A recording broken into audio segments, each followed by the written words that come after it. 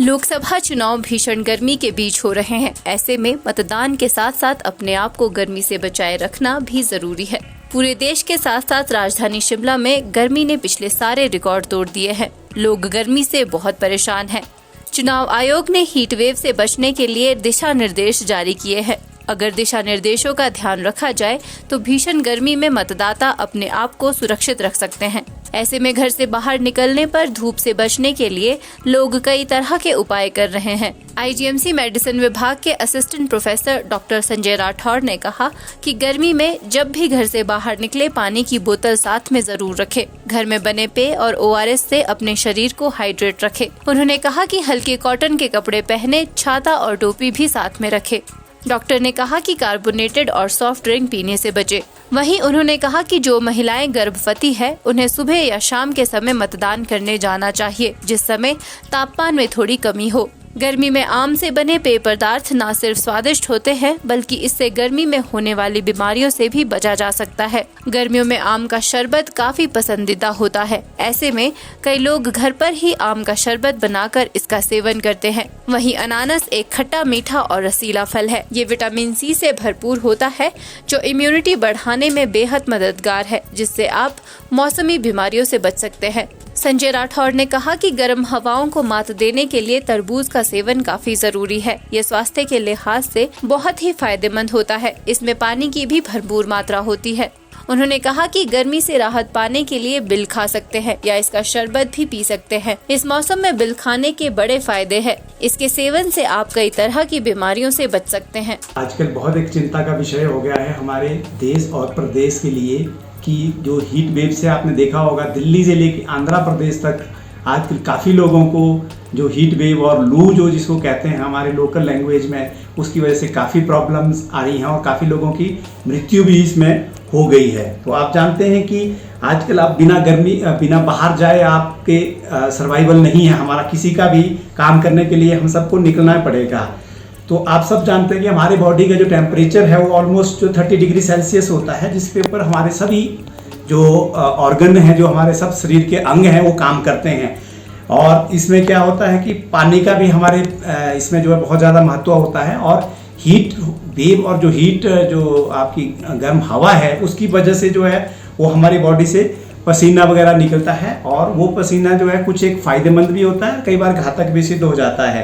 तो as usual जो अगर बहुत ज़्यादा पसीना और पानी जो बाहर निकल जाता है तो उसकी वजह से हमारे शरीर में बहुत ज़्यादा एक टेम्परेचर वेरिएशंस हो जाती हैं और उससे हमारे को जो है वो बहुत ज़्यादा दिक्कत आ जाती हैं। जैसे कि आपने देखा होगा कि अगर इसका टेम्परेचर जो है 45 डिग्री, बॉडी का टेम्परेचर अगर 45 डिग्री के ऊपर चला जाता है तो इसमें हमारे शरीर की जो कूलिंग है वो जो क्षमता है वो कम हो जाती है।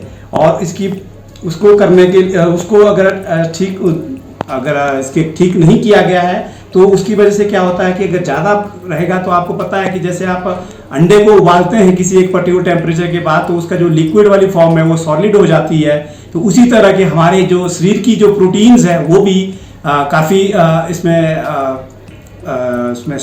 जो लिक्विड फॉर्म में पाई जाती हैं वो सॉलिड हो जाती हैं और उनसे जो है और उसी तरह से हमारे ब्लड में भी इस तरह की पाई जाती है और हमारा ब्लड भी सूख जाता है और इसकी वजह से पेशेंट को जो है वो जो प्रोटीन है वो पकने लगती हैं और स्नायु जो हैं वो बिना प्रोटीन्स के जो भी है वो उनको जो है वो दिक्कत आ जाती है और वो अपने पूरी तरह से अपना काम नहीं करते हैं। और ब्लड में भी इस तरह की प्रोटीन्स होती हैं और वो भी कम अगर हो जाती है तो उससे ब्लड प्रेशर कम हो जाता है।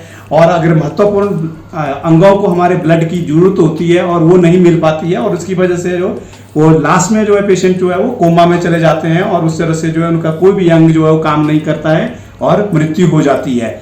और इसी तरह से जब आपने ये बात कही है कि अब चुनाव भी है और एक बहुत हमारा जो एक दायित्व बनता है कि हम सबको जो है वो बढ़ चढ़ करके इसमें भाग लेना चाहिए और सबको इसमें जो है वो अपना पार्टिसिपेशन करनी चाहिए, जो चाहे बुजुर्ग हों, चाहे गर्भवती महिलाएं हैं और जैसे एक आम जनता है। तो उन सब का जो है इसमें अच्छी सरकार चुनने में जो है वो हमारा सबका एक रोल होना चाहिए और इसमें जो है हम सबको बढ़ चढ़ के भाग लेना चाहिए।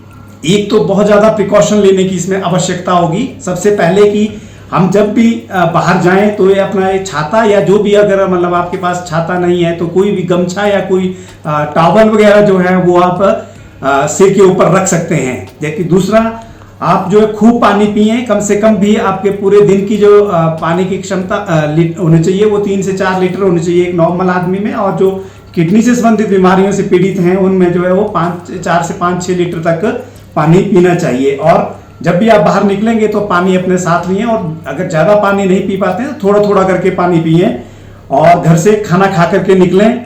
और लंबी कतारों में लगने के बजाय आप जब भी अपना बारी का रजिस्टर करा लें और अपने छाया में बैठ करके अपनी बारी का इंतज़ार करें। और मैं चुनाव आयोग से भी यही दरख्वास्त करना चाहूँगा कि वो भी जो है थोड़ा टाइम जो है, अगर जैसे सुबह का टाइम जो है 8 बजे के बजाय 7 बजे या मतलब पोस्टपोन कर दें, ताकि जो उस टाइम जो है शाम को जो है वो तो टेम्परेचर जो थोड़ा सा कम हो जाता है, तो उस दौरान जो एक्सटेंशन दे दें, ताकि जो है लोग जो है बढ़ चढ़ करके इस चुनावी माहौल में जो अपना पूरा अपना जो दायित्व है उसको पूरी तरह से निभा सकें। नहीं तो कई लोग जो है वो इस गर्मी के कारण जो है वो चुनाव में भाग नहीं ले पाएंगे और इस तरह से उनका वो जो एक महत्वपूर्ण आपका जो अपना एक जो हमारा एक दायित्व है उसको नहीं निभा पाएंगे। और बुजुर्गों और महिलाओं के लिए भी यही है कि वो अगर उनकी जो टाइमिंग है वो सुबह और शाम को ज़्यादा कर दी जाए तो ज़्यादा बेहतर होगा।